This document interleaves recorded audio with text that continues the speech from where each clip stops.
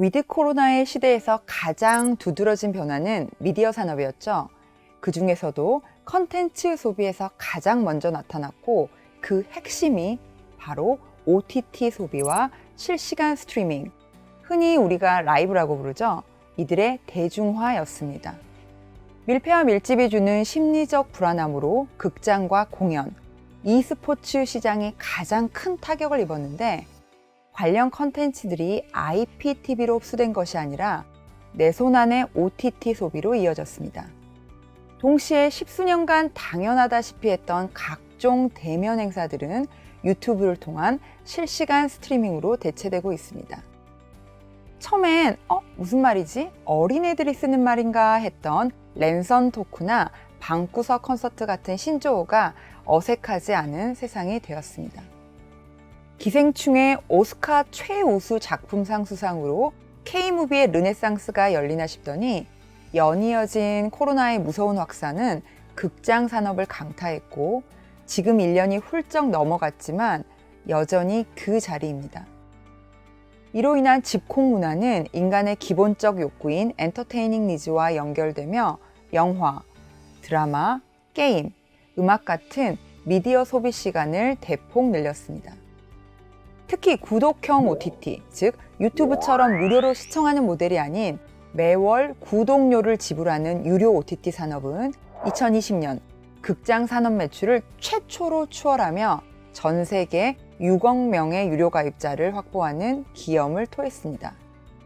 정리하자면 OTT가 팬데믹의 시작과 함께 극장과 유료방송 TV의 중간 어디쯤에서 보완제의 역할을 톡톡히 했다면 이젠 기존 미디어의 대체제로 확실히 자리를 잡았습니다. 이쯤 되면 OTT 대세로는 부인하기 어려워 보입니다. 이 와중에 안타까운 건 토종 OTT를 대표하는 웨이브, 왓챠 등은 컨텐츠의 제한적 제공과 독자적인 오리지널 컨텐츠의 부족으로 팬데믹 특혜를 받았다 할 만큼의 가입자 성장으로 이어지진 못한 거죠. 즉, 토종 OTT들이 각자의 전략 플레이로 고군분투하고 있지만 현재 국내 시장은 1천만 명 가깝게 사용 중인 넷플릭스가 사실상의 주도권을 쥐고 있습니다.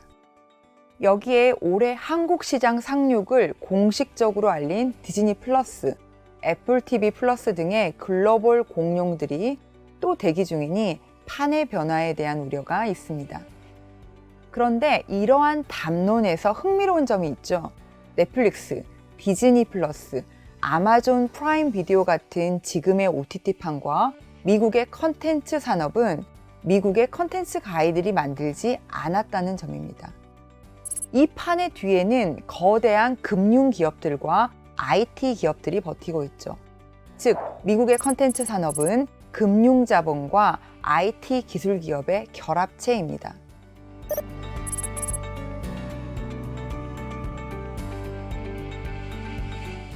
고객 니즈의 본질만 영구적으로 건드려주면 고객의 무시간에서 독점 방식으로 자리 잡을 수 있기 때문입니다. 이를 모노폴리형 경제라고도 부릅니다. 금융가이들은 고객을 가둬두는 독점형 구조를 만들어 놓고 안정적인 캐시플로우를 취합니다. 마이크로소프트와 IBM이 그랬고 애플과 구글, 그리고 최근에 엔비디아도 마찬가지입니다. 학교와 회사, 집에서 매일 접속하는 엑셀, PPT, 워드 문서를 예로 들자면 우리는 마이크로소프트 365라는 상품에 매일, 매달, 매년, 그리고 죽을 때까지 돈을 내야 되는 구조죠.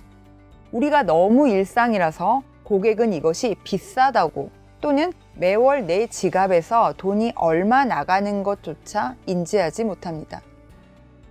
이러한 패러다임이라면 결국 OTT판도 몇 개의 독과점 사업자만 남을 것입니다.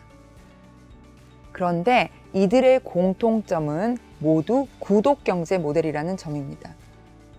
어떤 상품이든지 시장에 출시되면 팔리는 동안에는 끊임없는 마케팅 활동이 필요합니다. 그런데 넷플릭스 같은 구독경제 모델은 조금 특별하죠.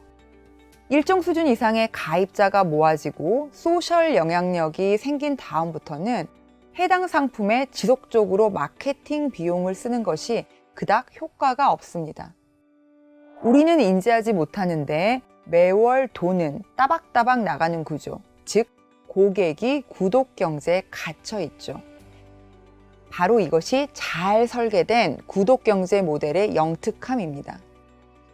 그런데 앞으로 시장은 더욱 그렇게 갈 것입니다. 글로벌 IT 서비스들은 본인이 설계한 이 판을 더욱 그들에게 유리한 판으로 만들어 갈 테니까요. 글로벌 시장은 지금 제조가 아닌 서비스 앤 매니지먼트로 흐르고 있죠. 물건을 만들어 팔지 않습니다. 프로덕트 출시를 위한 개발과 제조, 마케팅 비용까지 출혈해야 되는 그 삼중고를 하지 않습니다.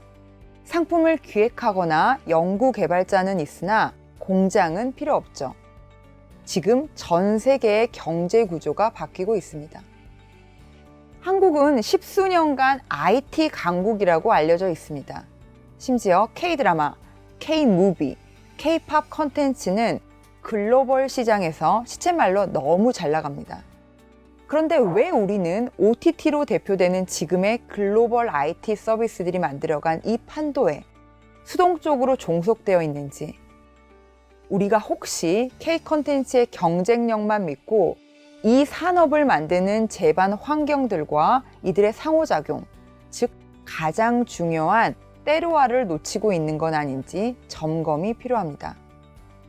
앞서 설명드렸듯이 글로벌 OTT판이 헐리우드의 컨텐츠, 실리콘밸리의 IT, 월스트리트의 금융이 원바디인 금융자본과 IT 기술 기업의 결합체라면 결국 이 판은 한국의 크리에이터들이 답을 낼 수 없는 구조라는 뜻입니다.